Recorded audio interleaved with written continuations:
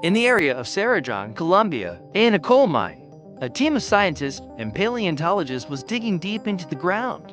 This coal mine was actually formed from a 6 million-year-old rainforest. Because of this, they were searching for remains of ancient plants and animals.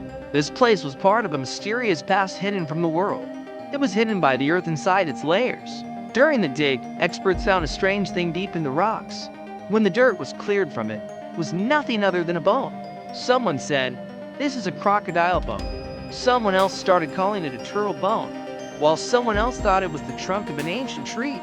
But this same bone later took science on a tour of a world where the biggest snake ever lived, Titanoboa. This was no ordinary snake. It was 10 times heavier than today's green anaconda and longer than a passenger bus. It was such a heavy snake that if it started crawling on the ground, it would die under its own weight. So, where did it crawl then? A simple bone took experts into that history of the Amazon where the map was completely different. What was the real reason for Titanoboa's giant size? How did it hunt? And what finally happened that ended its rule in the Amazon forests? Welcome again to the videos. Nazen. The discovery of Titanoboa was not a sudden event. Rather, this series began in 1990. A local geologist, Henry Garcia, saw a strange thing in the Sarajevo mine that looked like part of a tree branch. At that time, no one paid much attention to it, and it was kept in a special box.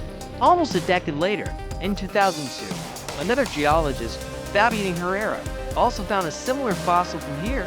The real goal of these geologists was to research ancient flora to find out what the world's first tropical rainforest looked like. The real turn in this story came in 2007 when these fossils were sent to the Florida Museum of Natural History. There, it was found that this is neither a tree branch, nor does its structure match a crocodile's backbone. But when they compared its structure to the bones of today's anacondas and pythons, their surprise knew no bounds. This bone was 3 times bigger and thicker than an anaconda's bone.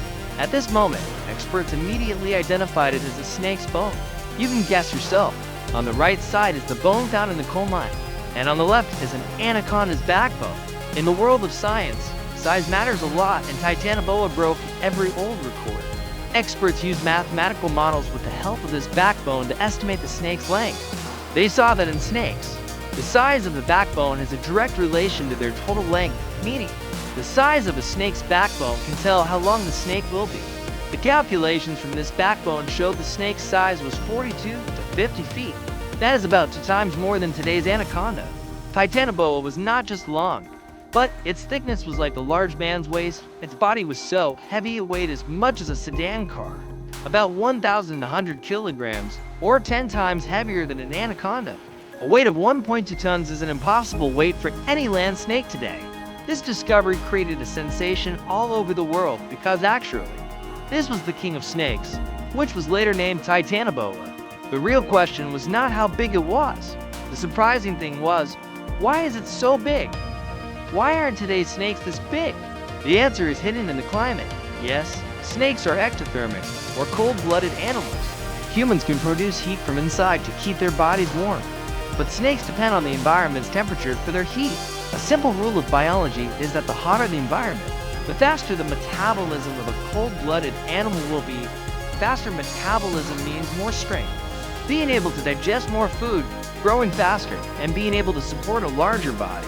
The discovery of Titanoboa presented experts not just with a new snake, but also a thermometer of that time's climate. Titanoboa's giant body was living proof that 6 million years ago, the temperature of this environment in Colombia was much higher than today. During that period, the Earth's climate was so hot that the temperature stayed above 30 degrees Celsius all year, day and night. If the average temperature was that high, then obviously the humidity would have been extreme. So much that breathing might have felt difficult. This was a covered forest that never got cold. This constant heat gave Titanoboa the power to grow so big. Today's Amazon rainforest, which feels quite humid and warm to us, would probably be too cold for Titanoboa. If it were alive today, it probably couldn't survive in this very rainforest because the energy needed to run such a heavy body could only come from that intense heat. Now, obviously, to keep such a large body alive, it would need to eat just as much food. Here the question arises, how did Titanoboa hunt? Did it chase its prey on the ground, running fast like the monsters in Hollywood movies? Absolutely not. Such a large and heavy body, hunting on land was difficult. Even crawling on the ground was very hard for it. Gravity worked against its weight because the longer a snake is, the more it clings to the ground. This means that much more friction. Research revealed that Titanoboa was very slow. That is why it was not a land hunter, but a water hunter. It acted exactly like today's crocodile does. It spent most of its time in swampy water because the water supported its heavy body. It would float in it and, with the help of buoyancy, could feel its weight less and show agility in deep swampy areas. It would hide lying in ambush. Only its eyes and nose were visible above the water. It was an ambush predator, meaning a hunter that attacks from a hidden position. It did not chase its prey but waited in ambush for a long time. For hours, maybe even days, it could wait in the water without moving.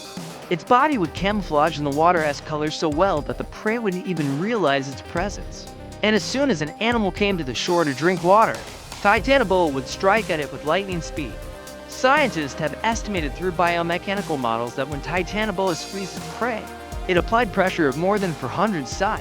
This pressure is so high that imagine an African elephant standing on your chest.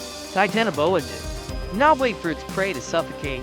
Rather, that much pressure would directly break its bones, and blood circulation would stop immediately, meaning the prey's life would end in the blink of an eye. But what did it eat?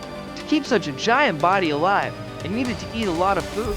In this tropical forest of 6 million years ago, Titanoboa's favorite food was large turtles and ancient, large crocodiles. Yes, in that time, there were also types of turtles whose size was more than 8 feet, meaning a turtle as big as a snooker table. Titanoboa could clamp such turtles in its jaws and tear their hard shells. Its teeth were not designed for catching fish, but for crushing thick bones. Similarly, the crocodiles that are a terror in the forest ponds today, even larger crocodiles from that period were Titanoboa's food. All these facts show that Titanoboa was the hunter of hunters and the unmatched king of the Amazon in its time. Now, here you might be thinking, when its thickness was like a healthy man's waist, how did it eat such a large turtle? Let me tell you here that in snake discoveries, the biggest challenge is finding their skull. A snake's skull is made of very delicate bones that break easily after death. In the first few years of Titanoboa's discovery, experts only had backbone bones. Because of this, they could not properly estimate its face and hunting method. But then in 2011, an intern, Jorge Moreno Bernal, found Titanoboa's skull in Sarajevo. This was a once-in-a-lifetime discovery. This skull proved that its jaw could dislocate like an anaconda's. This allowed it to easily swallow things 3 times bigger than its head. Its brain size was very small, but its senses were very sharp. It had pit organs that could sense the heat of other animals' bodies, allowing it to hunt even in the dark. Also remember, water was not just a means of hunting for Titanoboa, but it was also the most important thing for its life. Such a large body, if it stayed completely on land, would be crushed under its own weight and its internal organs would burst.